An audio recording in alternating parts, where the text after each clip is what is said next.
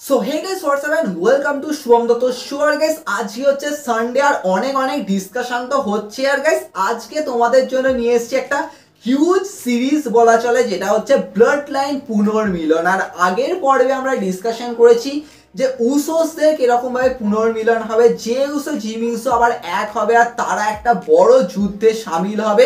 কিন্তু গাইস এই এপিসোডে আমরা ডিসকাস করবো যে Roman Reigns the tribal chief আবার নিজের সিংহাসনের জন্য লড়াই করবে, আবার নিজের অস্তিত্বের জন্য লড়াই করবে, আর তিনি ফিরে আসবে তার ওয়াইস ম্যান পল হেমেনকে রক্ষা করতে। তো গাইস এই এপিসোডটা প্রচুর ধামাকেদার হতে চলেছে। দেখো কারেন্টলি বলা চলে আমরা যেরকম ভাবে বুঝছি যে হ্যাঁ রিপোর্ট এটাই আসছে গাইস, সামার স্ল্যামে তোমরা ধরেই নাও যে একটাই ম্যাচ সেট হবে। আর একটা ম্যাচ সেট হবে মানে আমি বলতে চাইছি যে এই ম্যাচটাই সেট হবে, আর এটা হবে গাইস বিগেস্ট মেন ইভেন্ট বলা চলে। আর সেটা হচ্ছে সোলো সিকোয়া ভার্সেস রোমান রেন্সের। তো তার জন্য রোমান রেন্সকে আর্লি রিটার্ন করাতে হবে, প্লাস ধীরে ধীরে স্টোরি লাইনও বিল্ড করতে হবে। এবার দেখো আমরা যেরকম ভাবে দেখছি যে হ্যাঁ সোলো সিকোয়া কিন্তু পল হেমেনকে বলেছে রোমান রেন্স কখনোই ফিরে আসবে না। তো এটা পল হেমেনের ছলো ছলো নয়নে অবভিয়াসলি মানে এটা তো হতেই হতো যে মাই ট্রাইবাল চিফ ফিরে আসবে না, তিনি তো মানে কেঁদে ফেলেছে। মানে উনি বলছে সিএম পাঙ্কে যে আমাকে বাঁচা, মানে ওনাকে কে বাঁচায় তার ঠিক নেই, ওনাকেই রক্তারক্তি করে পুরো পাঠিয়ে দিল ড্রিউ ম্যাকিন্টার, আর ওনাকে বলছে বাঁচাতে। আর কি বলবো, তো ডেফিনেটলি ভাই পল হেমেনের অ্যাঙ্গেলটাও প্রচুর সেরা দেখাচ্ছে। মানে উনি যে Oscar winning actor no doubt, no doubt, কিন্তু ডেফিনেটলি পল হেমেন সেরা কাজ তো করেইছে। আর যেরকমভাবে আমরা বুঝছি যে ভাই পল হেমেনকে বাঁচাতেই লাস্টে রোমান রেন্স আসবে, মানে অ্যাঙ্গেলটা ওরকমভাবে প্রিপেয়ার হবে। আর গাইস আমার তো মনে হচ্ছে পুরো সিনারিওটা মানি ইন দ্য ব্যাংক অ্যারাউন্ডেই হবে। দেখো কারণ আমরা জানি যে last year money in the ব্যাংকে ব্লাড লাইন সিভিল ওয়ার হয়েছিল, তো এবারেও তার জন্য মানি ইন দ্য ব্যাংকে প্রচুর বিগার কিছু ডব্লিউডব্লিউকে প্রিপেয়ার করতে হবে। এবার দেখো সেক্ষেত্রে আমার মনে হয় যে অনেক অ্যাঙ্গেল আছে, যেমন আমি আগের এপিসোডে ডিসকাস করছিলাম হোয়াট অ্যাবাউট জিমি উসোর রিটার্ন। তো সেক্ষেত্রে জিমি উসোর রিটার্ন আইদার তো গাইস মানি ইন দ্য ব্যাংকে হতে পারে। দেখো যদি মানি ইন দ্য ব্যাংকে আমার মনে হয় যে জিমি উসোর রিটার্ন হবে না, তো সেক্ষেত্রে দেখো রোমান রেন্সের রিটার্ন ডব্লিউডব্লিউ কখনোই না স্ম্যাকডাউনে করবে না, কারণ ডব্লিউডব্লিউ জানে যে ভাই একটা বড় অ্যাটেনশন গেইন করতে হবে। সেক্ষেত্রে মানি ইন দ্য ব্যাংক প্রিমিয়াম লেভেলের একদম পারফেক্ট জায়গা যেখানে রোমান রেন্সের পারফেক্টলি রিটার্ন করাবে। আর সেক্ষেত্রে গাইস এটা অ্যাঙ্গেল হবে। তো সেক্ষেত্রে আমার মনে হচ্ছে জিমি উসো হয়তো স্ম্যাকডাউনে রিটার্ন করে যাবে। সেক্ষেত্রে দেখো আমার মনে হয় যে মানি ইন দ্য ব্যাংকে না কিছু ম্যাচ পসিবলই হতে পারে। তবে একটা ম্যাচ হতে পারে যে হ্যাঁ ডব্লিউডব্লিউতে এরকম ভাবে দেখালো যে ওদিকে তো ভাই ব্লাড লাইন মানে সোলো সিকোয়া, জ্যাকব ফাটু, টামা টোঙ্গা টাঙ্গালোয়া চারজন রয়েছে। আর এদিকে আমরা দেখবো যে হ্যাঁ কেভিন ওভান্স, রেন্ডি অর্টন আর কোডি রোডসের উপর নাম্বারস গেম ভ্যারি করছে। তো তখন ইকুয়াল করার জন্য জিমি উসো আসবে ওদের বাসাতে, আর সেখান দিয়ে একটা পুরো 8 man tag team match set হবে। আর এই ম্যাচটাই গাইস মানি ইন দ্য ব্যাংকের মেন ইভেন্ট হবে। আর আমরা দেখবো যে এই ম্যাচটাতে Solo Sikoa, Jacob Fatu, Tama Tonga Tangaloa victory তুলে নেবে, কারণ এটা খুবই অবভিয়াস হবে যে হ্যাঁ তাদের ভিক্টরি পাওয়াটা খুব দরকার। কারণ ওদেরকে মানে যেরকমভাবে ডমিনেটিং দেখাচ্ছে জ্যাকব ফাডুর ফার্স্ট ম্যাচ গাইস পিএলইতে, তো ডেফিনেটলি বিগার তো বটেই, কিন্তু এখানেই শেষ হবে না, কারণ এরা চারজন মিলে প্রত্যেককে পুরো ধরাশায়ী করে দেবে, পুরো স্টিয়ার্স ফিয়ার্স দিয়ে মানে পুরো উদম মারবে বলা চলে, পুরো চিয়ার ফিয়ার পুরো একাকার করে দেবে। জিমি উসোকে মারবে, কোডি রোডসকে মারবে, সবাইকে মারবে। আর ওই মুহূর্তে পল হেমেন হয়তো মানে বাঁচানোর চেষ্টা করবে, মানে পল হেমেন আটকানোর চেষ্টা করবে সোলো সিকোয়াকে, বলবে যে ভাই হয়ে গেছে, তোরা ম্যাচ জিতে গেছিস, তো তোরা থেমে যা। যেমন ব্যাকল্যাশে পল হেমেন আটকানোর চেষ্টা করছে, তো অনেকটা এরকম হবে। কিন্তু ওই মুহূর্তে সোলো সিকোয়া হয়তো পল হেমেনকে বলবে যে আমাদেরকে আটকানোর চেষ্টা করিস না। তো এরকম মুহূর্তে হয়তো এরকম হতে পারে যে সোলো সিকোয়া সামার স্পাইক মারার জন্য পল হেমেনকে পুরো ধরবে। আর ওই মুহূর্তে আমরা দেখবো গাইস রোমান রেন্সের রিটার্ন। আর রোমান রেন্স পুরো আসবে পুরো সাফা সাফ, মানে বলা চলে পুরো স্পিয়ার স্পিয়ার স্পিয়ার, যেরকম সেই এজ বলেছে স্পিয়ার স্পিয়ার স্পিয়ার, পুরো প্রত্যেককে স্পিয়ার করবে, জ্যাকব ফাটুকে স্পিয়ার করবে। আর সোলো সিকো পুরো শক হয়ে গিয়ে হয়তো রিং থেকে নেমে চলে যাবে। আর ওই মুহূর্তে পল হেমেন বসে থাকবে রিং এর মধ্যে, আর ওই মুহূর্তে রোমান রেন্স এসে পল হেমেনকে তুলবে, জিমি উসোকে তুলবে, আর পুরো একটা হিউজ মোমেন্ট আমরা দেখতে পাবো। কোডি রোডস শক হয়ে থাকবে রোমান রেন্সকে দেখে, সবাই শক হয়ে থাকবে। আর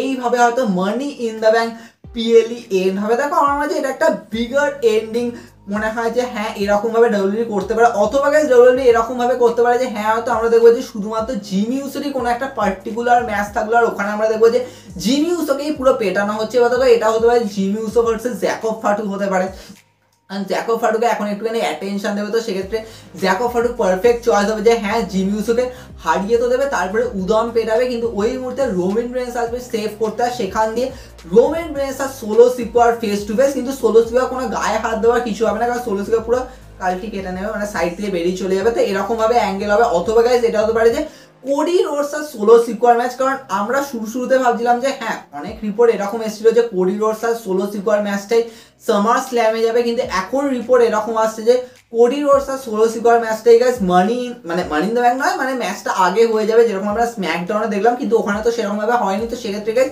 মানি ইন দ্য ব্যাংকে এগেন হতে পারে, তো সেখানে আমরা দেখবো যে হ্যাঁ কোডি রোডসের ওপরই পুরো নাম্বারস গেম ভ্যারি করে যাচ্ছে, আর ওই মুহূর্তে বাঁচাতে রোমান রেন্স আসবে, কিন্তু আমরা ভাবো রোমান রেন্স কোডি রোডসকে বাঁচাতে আসবে, এটা মানে ফিট করবে না আমার যেন মনে হয়। তো সেক্ষেত্রে আমার মনে হয় যে জিমি উসোর অ্যাঙ্গেলটা পারফেক্ট হতে পারে যে হ্যাঁ জিমি উসোর ওপর সবাই মিলে অ্যাটাক করবে, আর ওই মুহূর্তে রোমান রেন্স আসবে বাঁচাতে, আর সেখান দিয়ে দেখো জে উসোকে ডব্লিউডব্লিউ দেখাবে না, কারণ আমি অলরেডি আগের এপিসোডে বললাম যে জে উসো জিমি উসোর রিউনাইট হওয়াটা না ধীরে ধীরে একটা স্টোরি লাইনের মতো হবে, যে প্রথমে জে উসো রাজি হবে না, বলবে যে তুইও তো একই রকম, তো আমি কেন তোর কথা শুনবো, তো এরকম ব্যাপার, আমি সমস্ত কিছু ছেড়ে রতে চলে এসেছি, আমি এখন মেন ইভেন্ট জে উসো, আমি কোনো উসোস নই, কিচ্ছু নেই, এরকম ব্যাপার। তো তখন জিমি উসো তাকে মানাবে, আর সেখান দিয়ে উসোস রিউনাইট হবে, তো সেটা একটা অ্যাঙ্গেল হবে, আর ওখান দিয়ে আমরা দেখবো যে সামার স্ল্যামে ম্যাচ সেট হয়ে যাবে উসোস ভার্সেস টামাটোঙ্গা টাঙ্গালো, আর এদিকে হবে যে সোলো সিকোয়া তখন বলবে যে ভাই পল হেমেনকে বলবে যে আমার উলাফালা মালা চাই, কারণ রোমান রেন্স এতদিন ছিল না, আমি প্লেট লাইনকে তৈরি করেছি, আমি গড়ে তুলেছি, তো